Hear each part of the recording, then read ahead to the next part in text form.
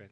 And yeah, thank you all for attending the session. So I'm going to provide an overview of the key novel data sources that have been used in targeting and identification, just providing a brief description of each, some points to watch out for, and a few key examples just as a broad intro, and then we will have in-depth case studies where you will see some of them applied.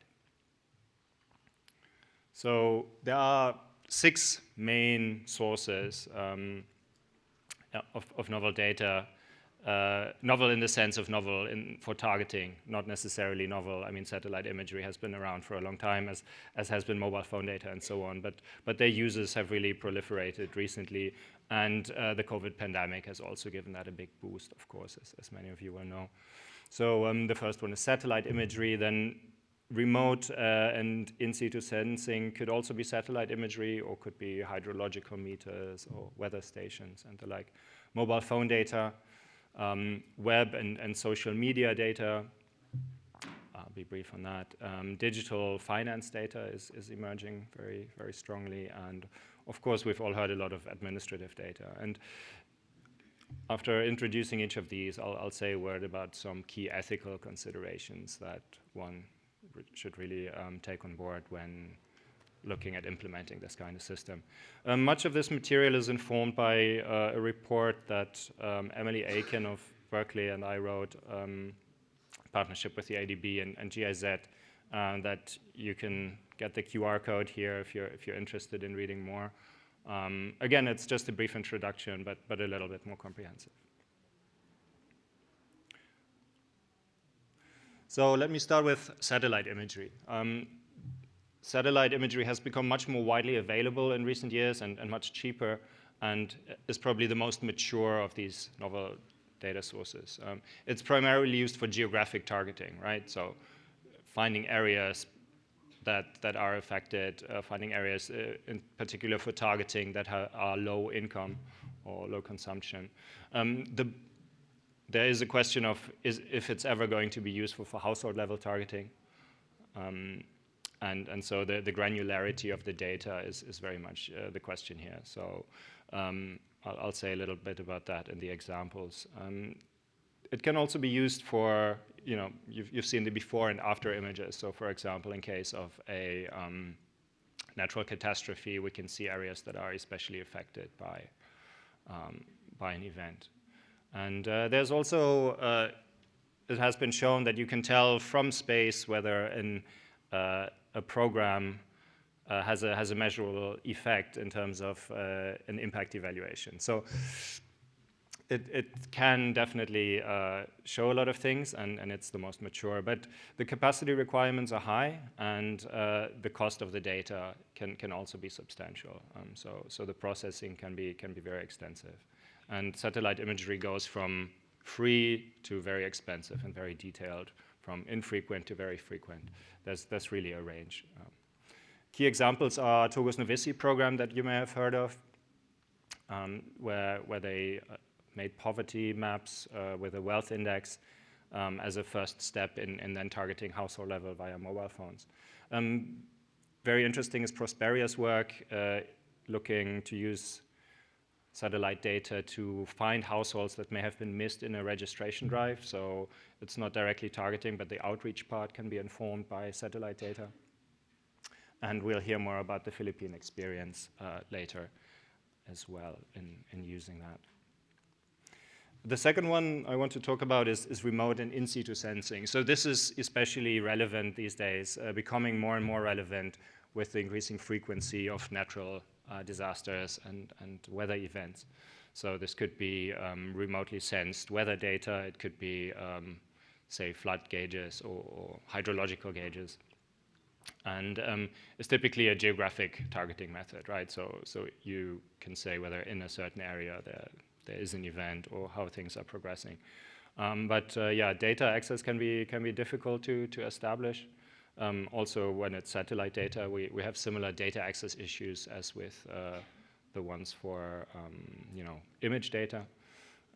The capacity to analyze this data, it's not necessarily easy or easy to do in time. And a key issue with it is that, especially for in situ sensors, where they are may not be the most relevant for the task at hand. So, for example, weather stations or sensors that you can measure flood levels are not necessarily where you want them to be just for that task.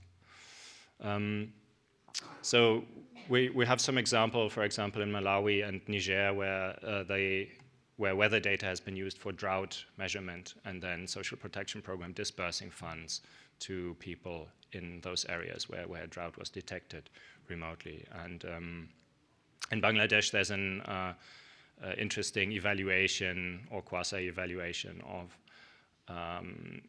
river gauge data, where there was an anticipatory action program and a targeted cash transfer to those areas that showed some good effects and has been one of the key bits of evidence in the anticipatory action field. So very promising source of data, but still in its infancy, I suppose, in terms of social protection integration. Mobile phone data is one that has, I think, received a lot of attention with the Novisi program in Togo, where it's been used as a instrument to target at the household level. So as an alternative to a proxy means test that can be implemented remotely, and that allows you to gauge household consumption.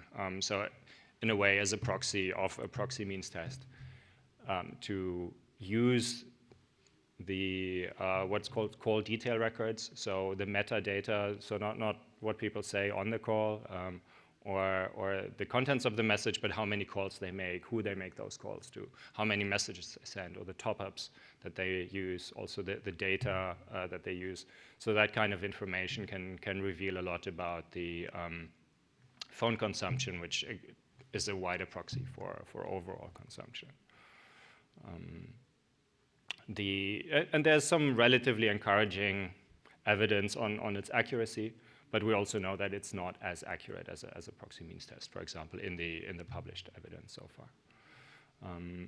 Another advantage, though, of mobile phone targeting is that it's also a communication device, and it allows a direct modality to transfer the funds. So if you know that somebody has a phone, you can also communicate with them, and you can also, if there is mobile money available, send funds directly to that phone. So during COVID, that was quite valuable, of course, in Togo.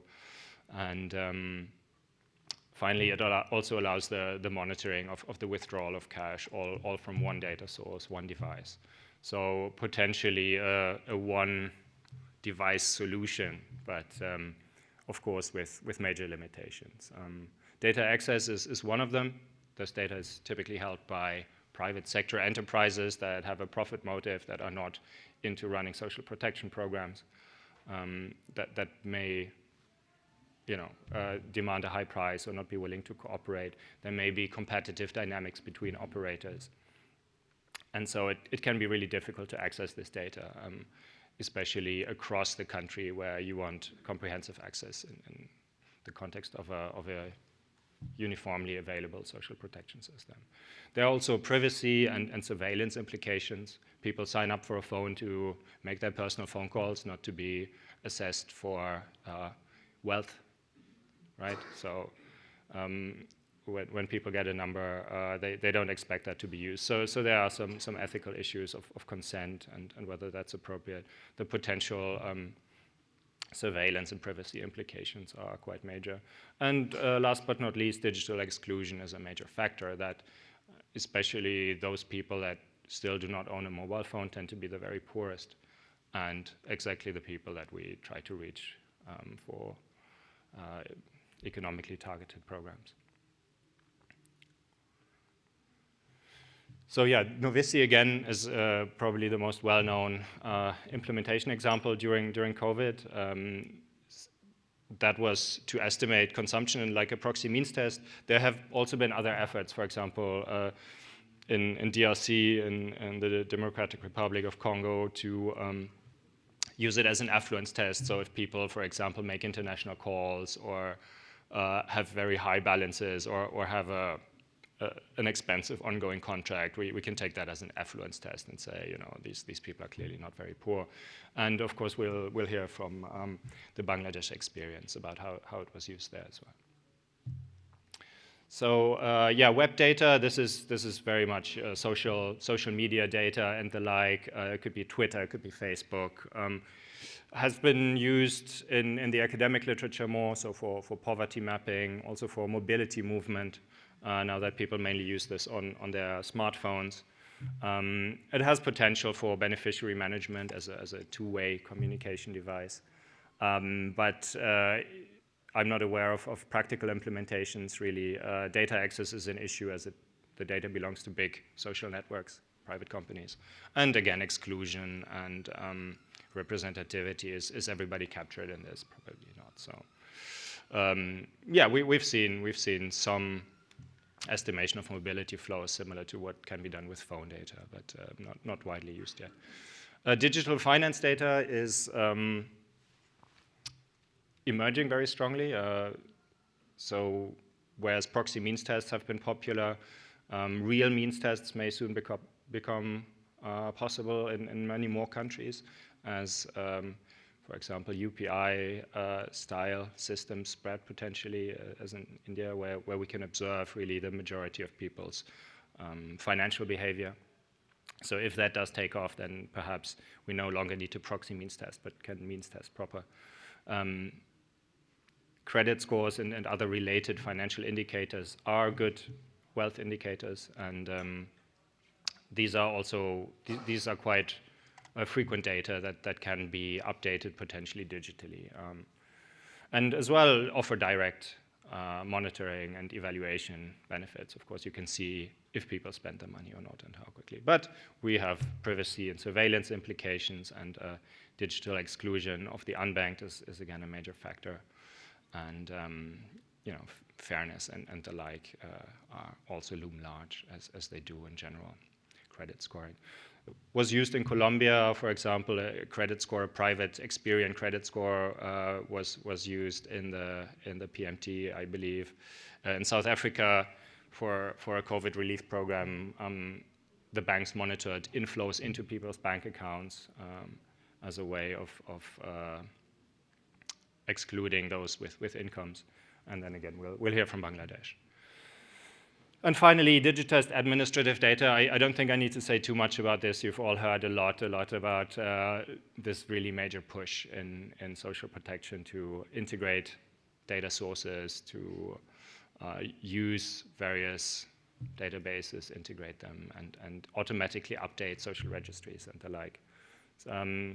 I think many of you will probably know the details of this. So I'll go very quickly and skip this. I mean, Turkey is a key early example. In South Africa, they again used that to good effect to put up a fully digital program in quite fast time, and was generally used widely during the pandemic. So that rounds up the key data sources that have emerged. Let me briefly say something about key ethical and social considerations. So while it is attractive to have digital novel data sources that promise relatively frictionless, dynamic, fast and easy to collect data, it's not all good news, right? There's a lot of issues with these as well. So digital exclusion, for example, is a major factor when we talk about digital data. If the poor are not using if it's a phone, if it's you know, mobile, smartphone applications, whatever it is, they will be excluded from this. And of course, they are often the primary focus.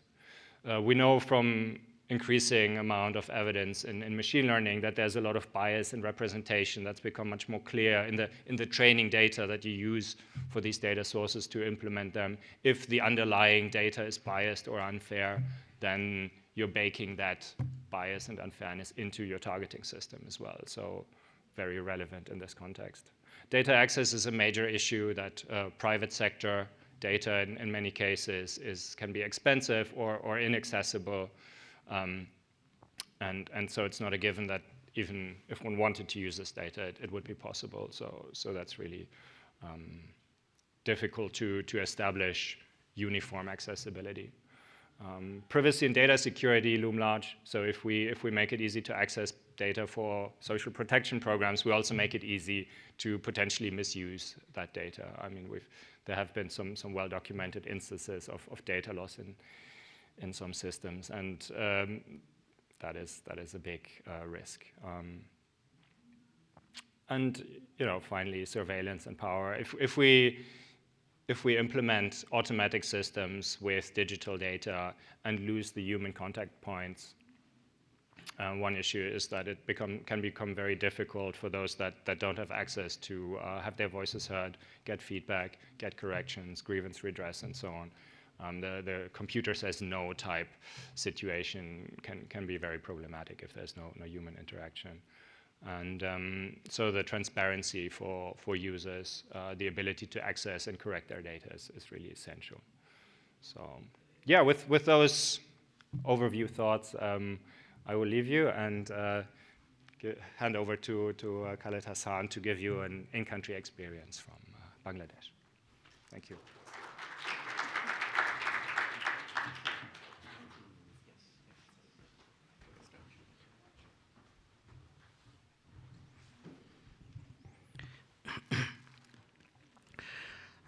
Good afternoon, respected moderator and distinguished panelists and respected participants. Thank you very much for giving me this opportunity to make the presentation on the Bangladesh experience of leveraging novel data strategies for social protection targeting. And Mr. Team, in his very comprehensive presentation, he has explained clearly that what are the main sources of novel data for utilizing in social protection targeting. And he has enumerated around 6 sources, and out of which one source, mobile data use, that was leveraged during the COVID situation in Bangladesh. And it was very successful, and it was praised by different sectors. So that experience I will share, how we utilized it, how we took this decision, and what was the impact later. And instead of going directly into explaining our experience, I would like to give some background of our social protection system and our infrastructural facilities, especially the digital, and what was our COVID response. Our COVID response was not limited to the only the cash transfer, which was only a part of our COVID response. We had other programs also. I will be also giving you an overview of our COVID response and what were the challenges and what we learned as policymakers.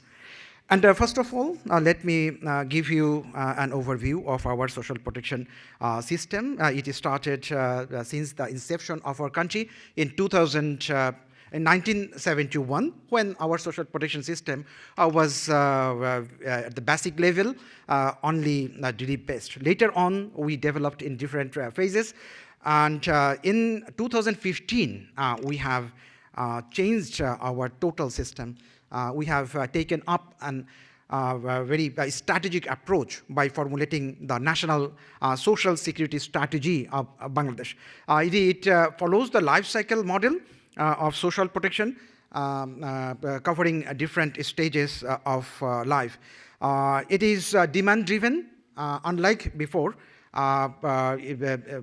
Previously, it was supply-driven. Beneficiaries were selected according to the supply, but now this is demand-driven. We will be supplying social protection according to the number of the potential beneficiaries. And this is long-term planning, development-oriented. We have linked social protection programs with the development objectives of the country, and it is e-governance based. And the delivery system has been already digitized.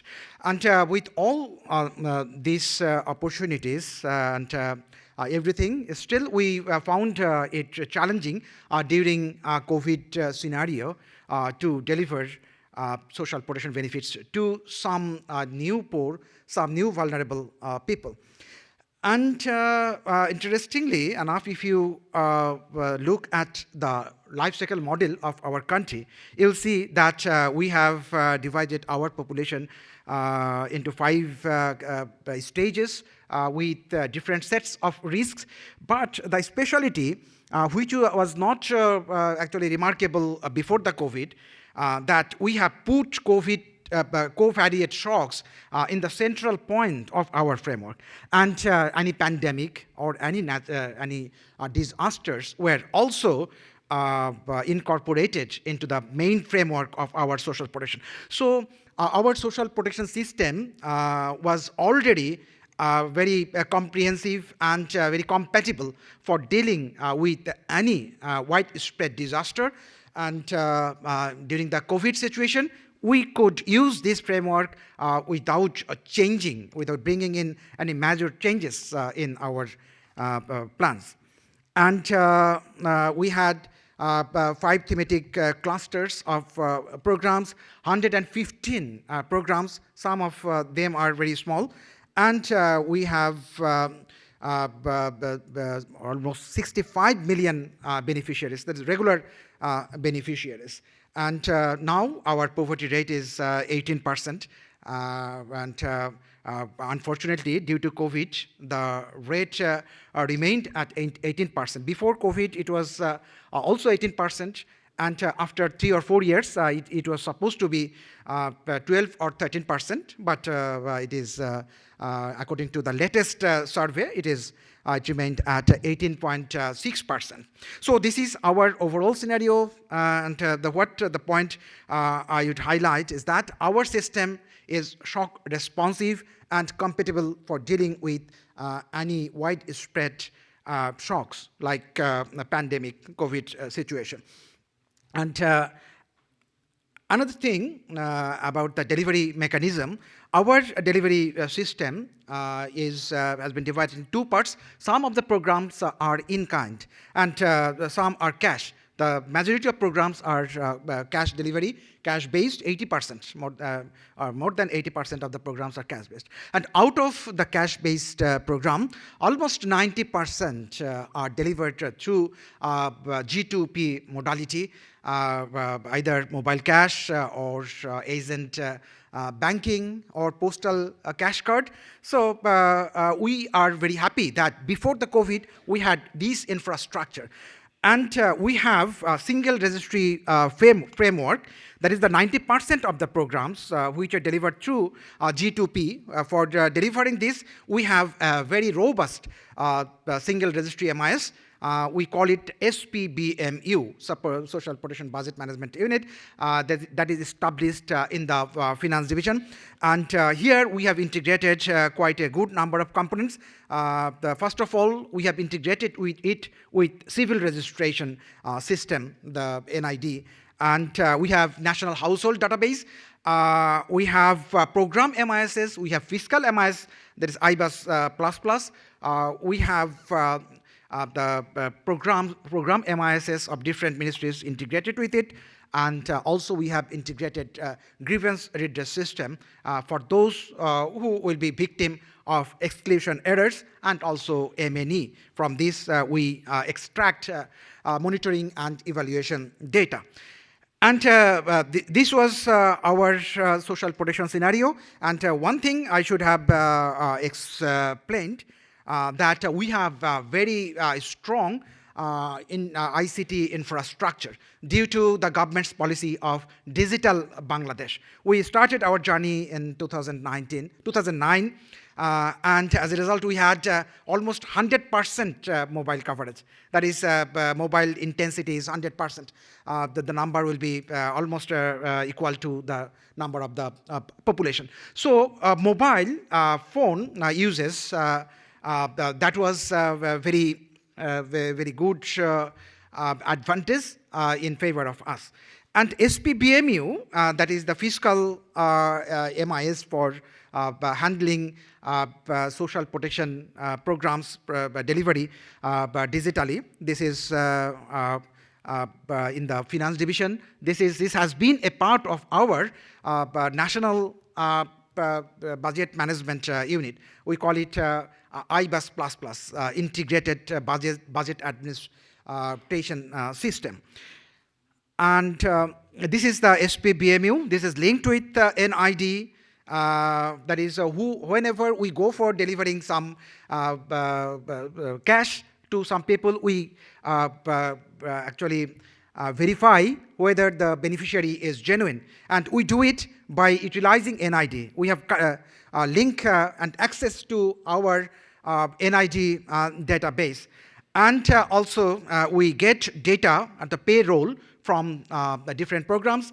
And utilizing all these things, we send some advice to the to our central bank, Bangladesh Bank we call it. And from Bangladesh Bank, the money is sent to all the beneficiaries at several clicks. We should not call it one click, because at one click we can only send 30 lakh, that is 3 million. So only several clicks. So this was our existing infrastructure for delivering data, and we utilize this system was useful in utilizing novel data for beneficiary selection. And this was our social protection intervention in COVID fallout.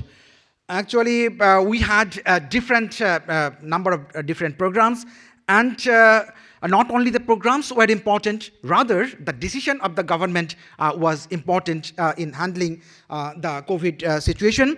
That is, the model we used was the balance between life and livelihood. Government did not stop all the livelihood opportunities, rather it continued in the vital areas, but in other areas like schools where that was not very much emergency, only the government continued those programs. The government continued the supply chain, continued the production. And what was important, government felt that there is reduced aggregate demand in the market. People had little money for purchase power, and then government injected money in the industries, and also took decision to give money to the vulnerable people. That will increase their purchase power. At the same time, it will put money in the market, make the industries vibrant. So only that part about the delivering the money to the people as direct cash incentive, cash support, and how we did it, how we selected the potential beneficiaries. We took the decision to collect data to use the mobile phone uses pattern. That is, we collected 1.5 million mobile phone uses pattern, and analyzed those and identified 3.4 million people who are potential beneficiaries for this cash transfer, and we provided cash to those people. And total of 3.5 million, and cash support was delivered through mobile financial services. Most of the money was delivered through mobile financial system, but also a tiny percentage of it had to be delivered through bank account, only 0.3%. And the amount of money delivered to each person was only $30, but that was useful during the COVID situation when people, most of the people had no work, and this actually kept our market vibrant, and also it provided them food or the purchase other things. So the novel data in selection procedure, and it was not actually that much easy. It involved a lot of technical issues. It involved a lot of legal issues. We cannot collect the data of others' mobile phone users. That is the sacred thing. But for some greater purposes, we did it, but we maintained the secrecy. But the data was not disclosed to any relevant person. Even I did not know who used the mobile in which way. So only a segment of the administration learned about the mobile phone uses, and they identified that some of the mobile phone users had been using mobile phone frequently. All on a sudden, they stopped using it or reduced the number of calls. Then those people were considered as the potentially at risk, and they were in our red list. And later on, we matched it with their bank account. We matched it with their savings certificate account. We matched it whether they are government service holders. Some of them, many of them were government service holders, and some of the pensioners, government pensioners. Some of them were already getting benefits through other social protection programs. We excluded those people, screened out those, and only we kept 3.5 million who were not getting benefits from other sources. So now our challenge, actually, what is our challenge? Actually, we identified our challenge that this novel data strategy was very useful during the COVID time disaster. We want to utilize this modality in the regular time, in the present time, and in doing it, we have to utilize the mobile data uses and integrate with other sources of novel data. And for this, we may need some external supports and external resources. We have to upscale the G2P modality. A certain percentage is not under the preview of G2P. We have to bring them in. And the GRS will be integrated, and we have started working. And Mr. Team has highlighted the ethical part of it. Ethical part of it that I consider only those who use mobile phone. But if some people don't use mobile phone, what will happen to them? They will be excluded. And to capture that segment of people, we have GRS, and we are integrating GRS within the system so that there is no ethical issue. Everybody can come under the purview of the whole system.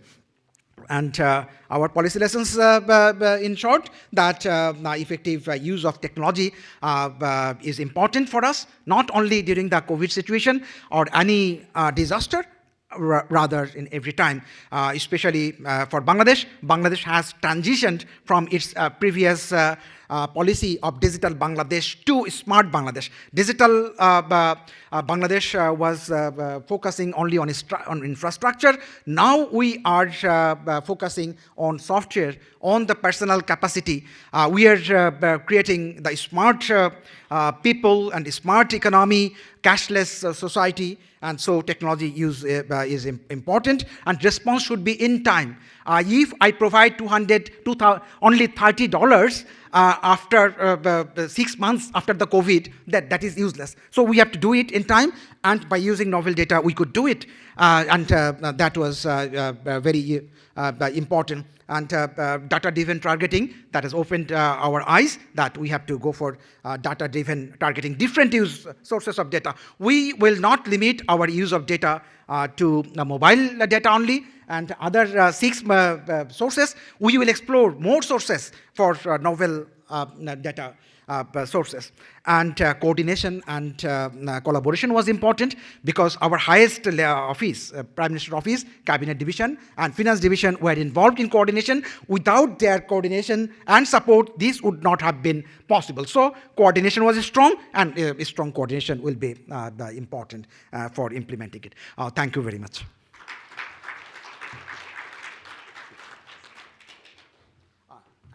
And now the Indonesian case. Welcome. Actually, I'm from the Philippines. That's all right. Okay. So good afternoon, everyone, and I would like to thank the organizers for inviting the Philippine Statistics Authority to share with you some of the initiatives that we're doing.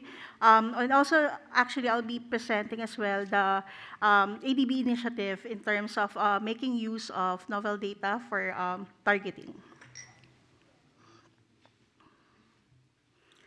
Okay, so outline of my presentation shall be the background, some efforts that we are doing in the Philippine Statistics Authority for providing local level poverty estimates, making use of small area estimation methodology, the use of nighttime lights to improve the models that we're using for the small area estimation, and the potential of community-based monitoring systems. Since next year, actually starting 2022, we already started with the community-based monitoring system. And next year, the plan is to really go nationwide and to implement it across all local government units. And then I'll be sharing the use of satellite images by the ADB for the Bayan Bayanihan program. Okay, as we all know, for social protection and poverty reduction programs, there is limited resources, so we really need to do targeting and we really need to prioritize, hence the need for granular data. However, currently, the official poverty statistics released by the Philippine Statistics Authority is only available at the national, regional, and provincial level in highly urbanized cities. Hence, the challenge of doing the targeting. So, like for example, in Palawan, we might see that the poverty estimates as a whole for the province is relatively high. But when we now zoom in into Palawan and see the poverty incidents across the different municipalities, we will see that there are pockets of poverty. Some municipalities in Palawan are not really, poverty incidents not really high, but there are also some places or areas in Palawan where poverty incidence is high. So we really need to granularize the estimates, the data that are available for better targeting. Okay, so for the Philippine Statistics Authority, actually as early as 2003, we've been using the small area estimation methodology to produce city and municipal level poverty estimates. This was introduced by World Bank, the Elbers-Lanyao and Lanyao methodology, wherein we try to combine different data sources to be able to produce granularized level of poverty estimates. So it's like borrowing strength from a much more detailed coverage of the census data to supplement the direct measurements of the survey. So for the case of the Philippines, we're using the Family Income and Expenditure Survey to produce official poverty statistics. So it has income data, but the sample size is limited. So we could not really produce direct estimates at the city and municipal level, and even lower. But for the census of population, it has a wider coverage, but it does not have income data, which we use for identifying the poverty status of the family. So what we do is to combine the strength of this information, these data sources. We try to develop models for income, making use of the variables that are common both to the survey and to the census, and develop models for income using the survey, and use this model to predict income in the census, and be able to produce city and municipal level poverty estimates using these models. Okay. So right now, our latest estimates for the small area estimation is for 2015 and 2018, but we're now working on the 2021 city and municipal level poverty estimates, and hopefully we'll be able to produce them and release this October. Okay, so making use of this small area estimation, we were able to produce poverty incidents for 1,600 plus municipalities in the Philippines, and 85% of these municipalities, we were able to produce estimates with reliable poverty estimates with acceptable measures of reliability, as can be seen from their coefficient of variation. Okay, now in 2018, ADB actually introduced to us the use of the nighttime lights. So what we did is to include the nighttime lights, the mean nighttime lights, which is somehow a measure of economic activity. We introduced this in the models that we are using for the small area estimation. We included it as one of the independent variables in the model. And for one of the regions in the Philippines, it became one of the significant variables in producing income. And it produced estimates that produce better estimates. So if we compare the poverty estimates with mean luminosity or the mean nighttime lights, we were able to get better estimates, closer to if we are to compare the small area estimation with the direct estimates.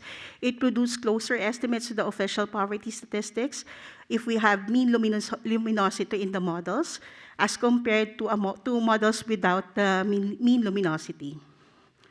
If we also look at the measures of error in terms of the reliability of the estimates, it also produced estimates with lower coefficient of variation, ranging from 0 to 20%. So these are just some of the actual policy uses of the small area poverty estimate. So it was used by the National Commission on Indigenous People, Region 4A, to serve as input or reference for the equitable distribution of funds for the Educational Assistance Program.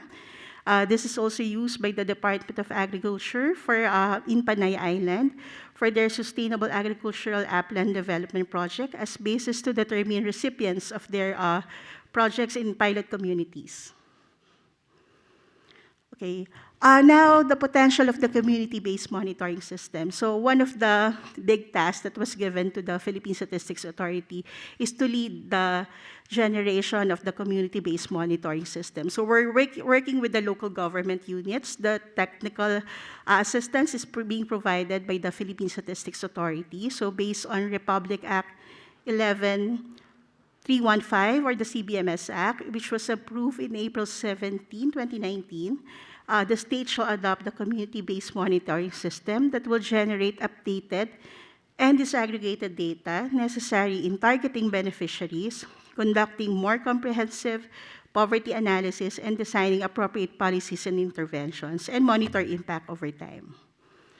So currently, the status for the 2022, there was a CBMS rollout in 323 municipalities or local government units, which were funded by the PSA, and there were 312 which were funded by the local government units. So the law states that for 4th to 6th class municipalities, this will be supported by the PSA, while 1st to 3rd class municipalities, they have to provide the funds for the conduct of the CBMS. Now, in 2023, there was 57 local government units that conducted the CBMS, and these were funded by the LGUs. But for next year, the plan is to really do it simultaneously across all the local government units. So this will be used for the targeting programs of the government, and the plan is to also generate multidimensional poverty index from the community-based monitoring system for the targeting programs of the government. Now for the ADB initiative. For the Bayan Bayanihan program, they make use of daytime satellite images for the ADB's Bayan Bayanihan program, which is a program that aims to distribute critical food supplies to the poorest areas of Metro Manila and other areas nearby.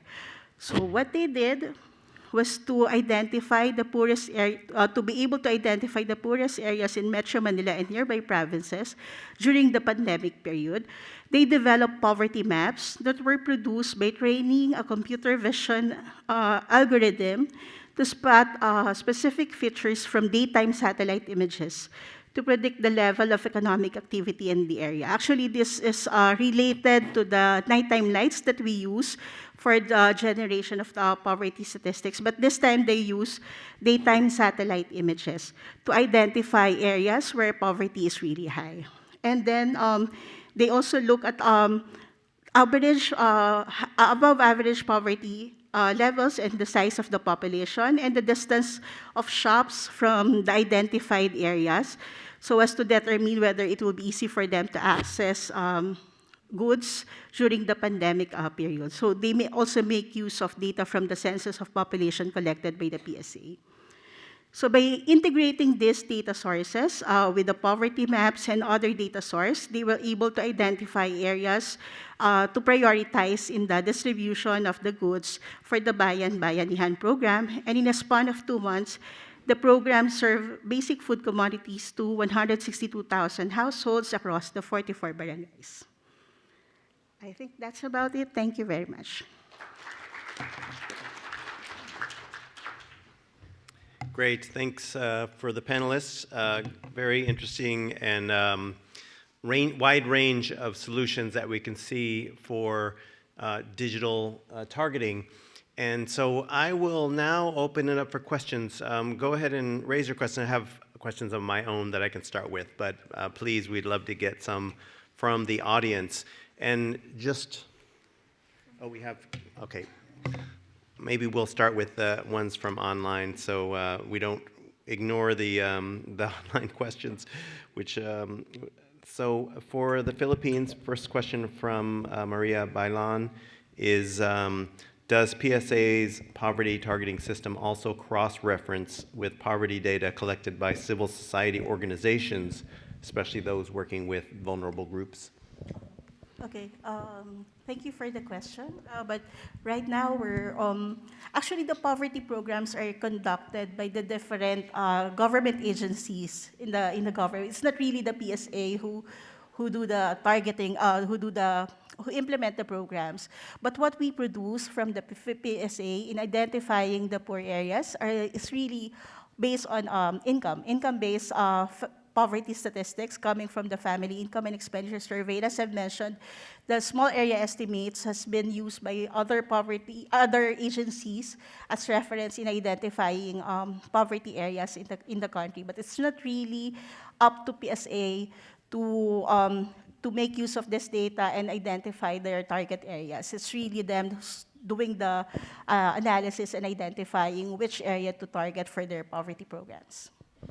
Yeah, it's a really interesting question because the government kind of has to have the baseline of data, and the civil society can draw from that where the regulations allow, but if you tried to get the civil society to give information back to the government, there's a kind of an issue. Of course, you know, the larger, richer sources of data can be more effective, but it's an interesting, interesting question. So next question is also for the PSA, and this is from Abner Manlapaz. And what are your thoughts about local disability registry that contains information on the needs and barriers to complement existing data sets to enhance social protection targeting for people with disability? Okay, thanks again for that question. Actually, it's one of the challenge coming up with our data for disability for indigenous people. It's really one of the challenge, especially in the data collection. We could not just include it in the survey, given the limited sample size of the survey. It might not be able to represent really the picture of and be able to cover everybody. So.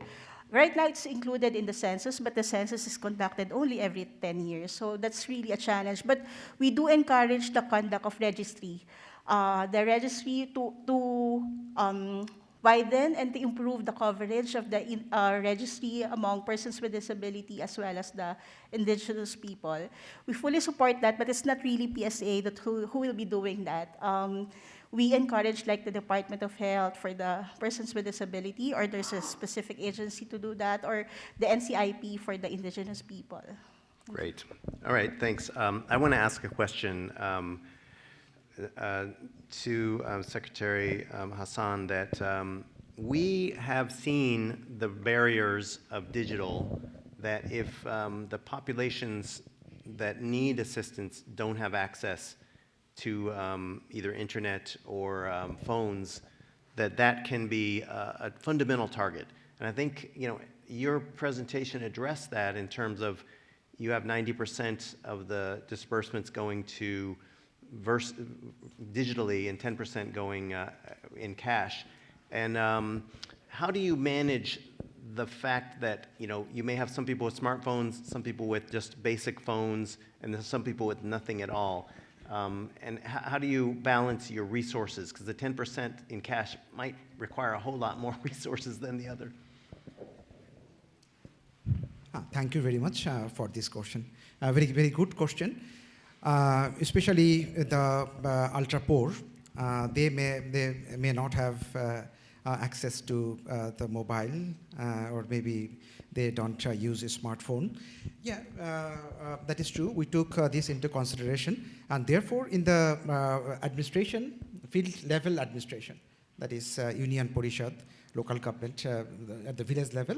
The local administration, they also had some modality to collect the list of vulnerable people. And that was also considered. And we also covered those. The disaster management, the representative of disaster management, Mr. Ashim, that is, they collected the information of this segment of population in the field level. Great, thanks. And I think there's a key point, which is if we know only 2/3 of the population of Asia has access to the internet, but the number that have access to even a basic phone is much larger. And if you look at a household level instead of individual level, you probably have even more. So it might be useful to look at these numbers all the way down to a feature phone rather than internet access and look at household level. But I don't know if those, I know the World Bank doesn't have that data in their standard databases. Do you have that for your countries, the knowledge of which households have access to at least a phone? Probably we don't have that information. Therefore, we did not use this parameter, whether this is a smart or feature phone. So we use the data of mobile phone users, and that might be either feature phone, basic phone, or the smartphone. It doesn't matter. Only the users. How many times they called before, and how many times they call after the COVID pandemic started, and what is the pattern of their texting. We didn't necessarily read the text, but how frequently they do it. And only this data was not enough, and we matched it with other data of their bank accounts, of their mobile financial account.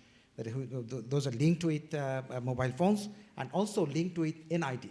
NID is also linked with their mobile phone. So all these data sources together, they gave us a list of beneficiaries who need support.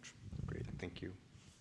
Bernadette, do you have an input on that one? We do have that data, but only on surveys. So it's really an aggregate. We could not really have for each of the information. But that's I think is included in the community-based monitoring system. That information will be included. So hopefully by 2025, when the CBMS data comes in, hopefully we'll have a really good information on that. Great, thanks. Okay, we have another question from the audience that I think can be addressed by all of you. This is from Salatin Salsa Pasali, and the question is anyone checking exclusion and inclusion errors while doing targeting? And is there any evidence for us getting better with lower exclusion errors?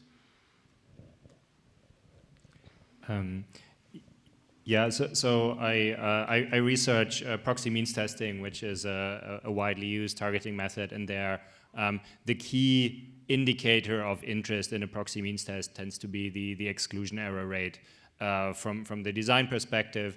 Oftentimes, in terms of the what we call the political economy of proxy means tests, people are very interested in inclusion error, right? So for policymakers to sell a targeting method, they are often more concerned about people who may not be entitled to something receiving it. So those are typically modeled and a key parameter of interest when it comes to proxy means tests. For other data sources, this is very much in its infancy, and we've not seen enough evaluations to really say very much about that. So in Togo and Novici, this was done by a group of researchers from Berkeley who have evaluated, are still working on evaluating this program. And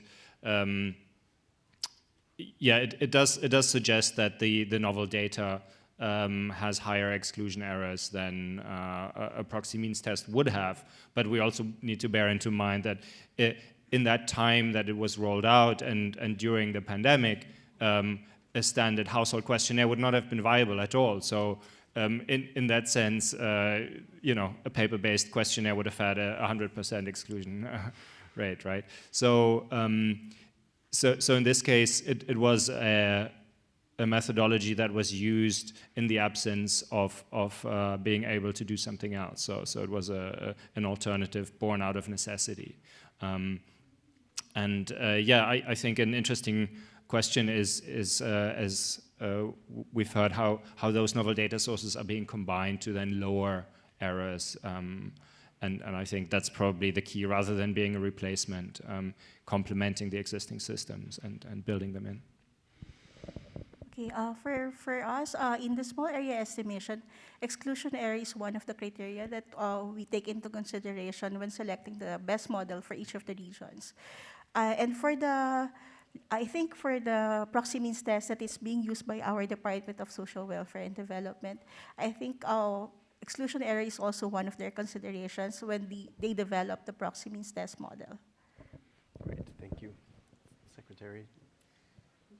Actually, in our case, also we have used the PMT method, proxy means test method, for assessing the economic profiles of the households, and it is found that there is some errors, 30% errors in some cases. That is natural in proxy means method, you know, and therefore to cover that excluded segment, we have incorporated grievance redress system. Anybody can be excluded, and GRS, through GRS, and we have customized it. The regular GRS, we customized it for social protection. Anybody excluded can lodge complaint, and then the local administration, along with some local representative, the elected local government representative, and there is a committee, they verify, and they take measures for reducing exclusion errors. Great, thanks. I know SY and our team was just in Bangladesh, and this grievance redress is such an important part of the program. And I think also the pandemic must have relaxed some of the public's apprehension about, you know, inclusion errors, because the timeliness and the urgency was so important. And I think people recognize that these programs, even if there are large errors, are so beneficial that it's worthwhile for everybody, because the whole economy, as you mentioned, the purchasing power in the entire community is raised. It's not such a problem when the targeting is, has levels of error that may have otherwise been unacceptable. So are there any questions from the audience? Go ahead.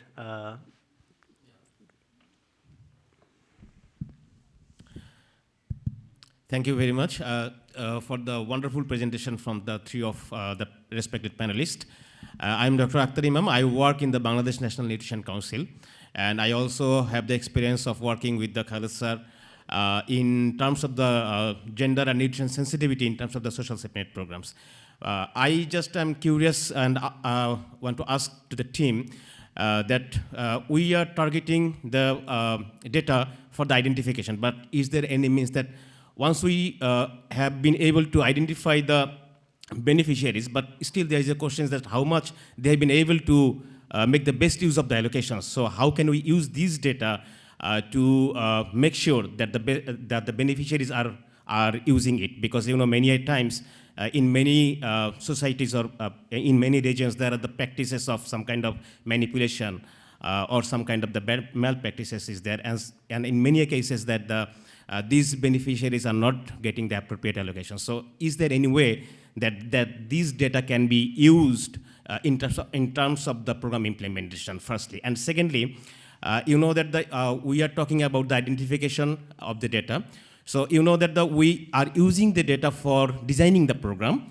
And once a program is being designed for 5 years or 6 years, something like that, but is there any way that we can make the adjustment of the data after the 2 years? Because by this time of these 2 years, there might have been some kind of changes in the status of this population. So is there any way that during the programmatic intervals, so that is there any opportunity to adjust their data as well? Yeah, thank you very much. Yeah, thank you. Great questions. On the first point, I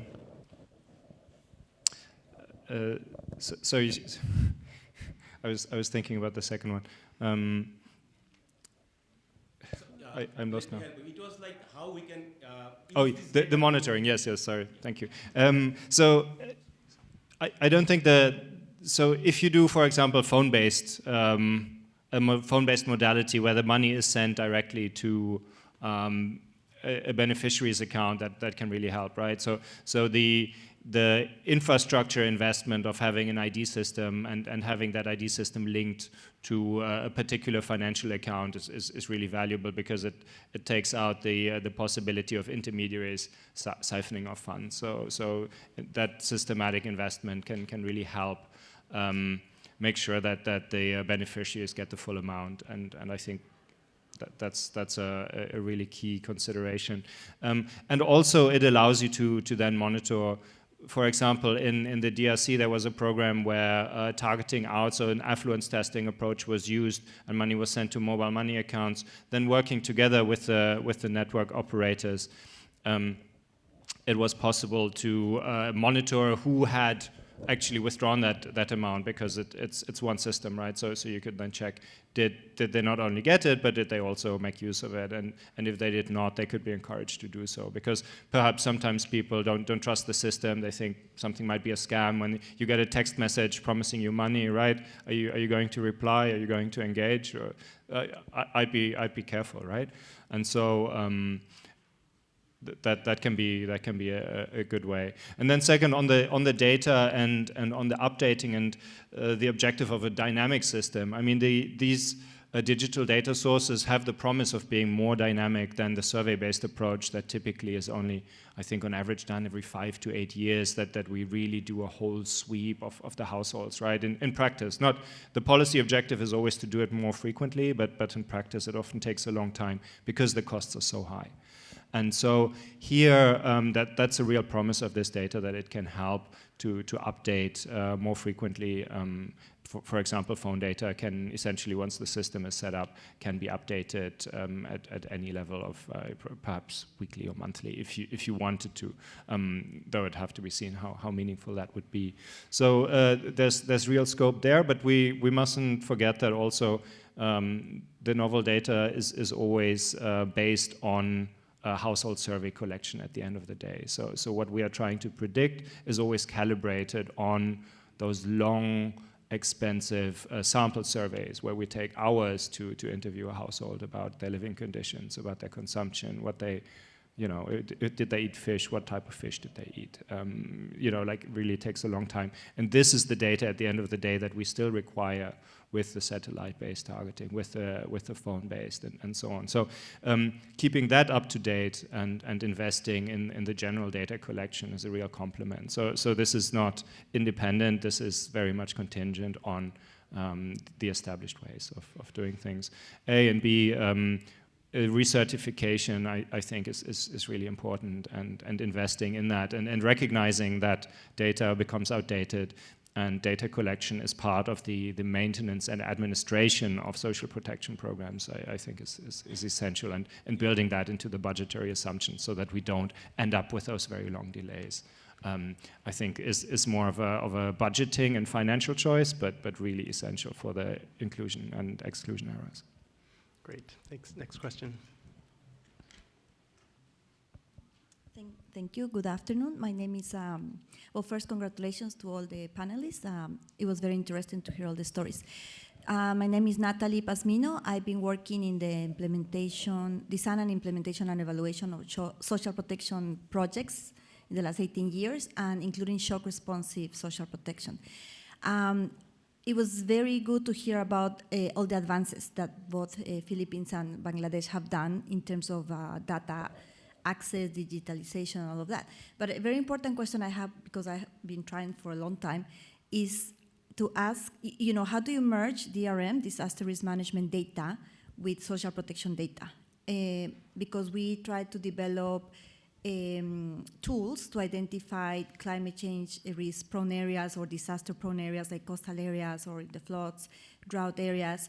But it was very hard to work coming from the social protection agencies, it was very hard to work with the national management agencies because of territorial issues like who owns the data, how do you manage the data. So my question is whether in Philippines or Bangladesh, with both are prone to disasters, you have managed to merge these two data for improved targeting for preparedness and response. Thank you. Thank you very much. This is really a very good question. Actually, there is the question of jurisdiction. Each organization or office has jurisdiction over certain areas which they have to preserve it, and the secrecy also. But when we go for merging or matching all this data of different organizations, ministries, there are some administrative issues and also some legal issues, as there is Secrecy Act also. But for emergency issues, this was done by the highest authority, the Prime Minister's office. The collected all this data, the mobile phone use data, that is personal data, collected from our Telecom Regulation Commission, from the mobile service providers. And these were taken, matched with the other data, even the bank information, bank accounts data, how much they have savings certificates. That is another area, and and also it had to be matched with social protection data, beneficiaries data, and these are managed by other departments. And also we had to match it with statistical data, PMT data, managed by statistical ministry. So this is really a challenging issue, but we managed it during the pandemic situation, and it was useful, very much useful. And now what we are doing, we are trying to do it on a regular basis, not on an emergency issue. We are making some arrangements for smooth exchange of information at different levels. For citizens' data, we have CRVS. For fiscal data, we have SPBMU and IBUS++. And for mobile data, we have other. And another information, important information is that is climate-related information that is also useful. That is managed by Defense Ministry, our defense. They're very important. So all these things, all these sources, we are utilizing to build up a very robust, comprehensive, and sustainable system to target the people in need, in crisis. Thank you. Okay. For the case of the PSA, for the Philippine Statistics Authority, currently, from what I know, we don't have that. We have not yet released stats on merging really poverty statistics or social protection indicators or data with related to disaster. But whenever we release poverty estimates, we do take note of the different disasters that happened in some of the areas, just to explain what happened in that area, why poverty, for example, increased. But there's a potential that we could probably explore that, because first, for data source agencies, we do have strong coordination and sectoral committees that are established within the PSA, so we could probably link into the different agencies that could provide those information. Also, PSA is now into geotagging. So for our Census of Agriculture and Fisheries and the community-based monitoring system, we're now linking it to geotagging and satellite images. So that probably we could explore overlaying poverty with information on disasters so that we could have that kind of information. Thank you. Great, thank you. And I think we are out of time. So please join me in thanking the panelists for the great material. And if you want to speak with them afterwards, I'm sure they'll be available. Thank you very much.